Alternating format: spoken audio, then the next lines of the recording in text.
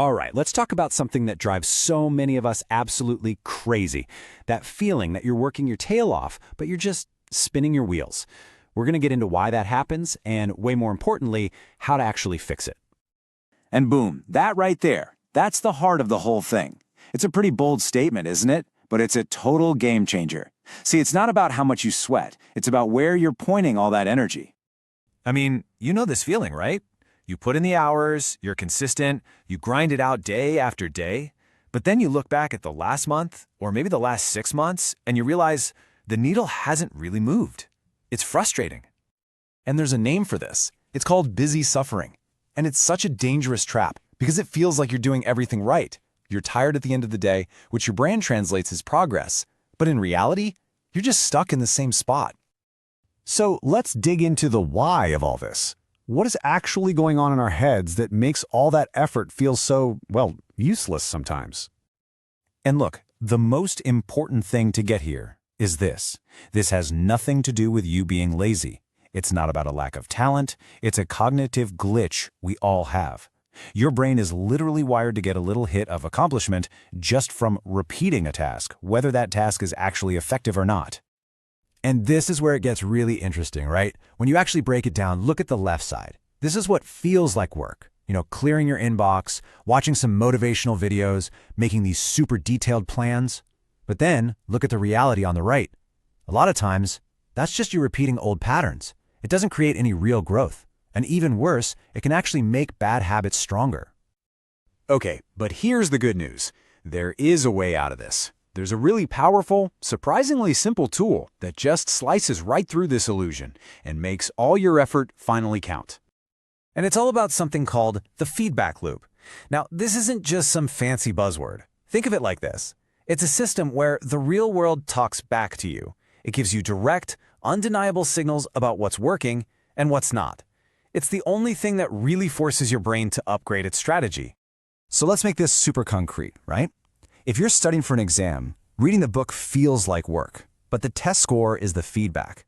If you're at the gym, lifting the weights is the work, but tracking your performance, that's the feedback. Building a business, you need real-world results, sales, signups, whatever. As a creator, it's what your audience actually tells you. It's all about getting that clear signal back from reality.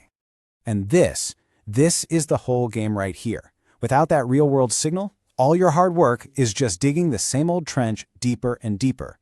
But the moment you add feedback, every single action, even the ones that fail, becomes an incredible lesson that helps you adjust for the next time.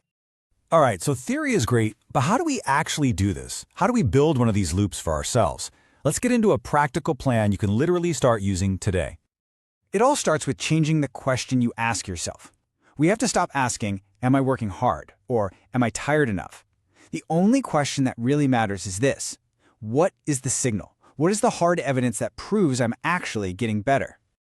So here you go. It's a simple 3-step fix. First, you need to create some kind of measurable output, something that can't lie to you. Second, you got to shorten your work cycles. Don't go for months without checking in. Act, get feedback, adjust, and then go again. Quick loops. And third, you have to start embracing a little bit of discomfort. And when we say measurable output, what are we talking about? Well, we're talking about stuff that can't lie. It's not a feeling. It's the number of pages you wrote. It's the actual weight you lifted at the gym. It's the amount of money that hit your bank account. It's a number that tells a true story. And this right here, this third step, this might be the most important one. Real growth always happens just outside your comfort zone, where you're a little at risk of failing, a little exposed. If your hard work feels completely safe and comfortable all the time, it's probably not real work. It's just your comfort zone disguised as discipline. So when you start putting all these pieces together, something really powerful happens. You don't just change what you do, you totally change the way you even think about progress itself. Just look at the difference here, side by side. The old way, effort-based thinking. The focus is just on feeling busy. The new way, the focus is on getting a clear signal. The old question is, am I working hard? The new, better question is, what proves I'm improving? And just look at the results. It's the difference between stagnation and real compounding progress. So really, let's nail this down once and for all. Your effort was never the problem. Your hard work is valuable. The problem was just sending all that energy out into the void without any way of knowing if it was hitting the target. Your hard work is precious. It just needs direction. So I'm going to leave you with this one question. Forget about the big, grand 5-year plan for just a second. Just think about tomorrow. What is the one single, measurable piece of feedback you can get tomorrow that will tell you for sure if you are moving in the right direction? Find that signal, and you found your starting point.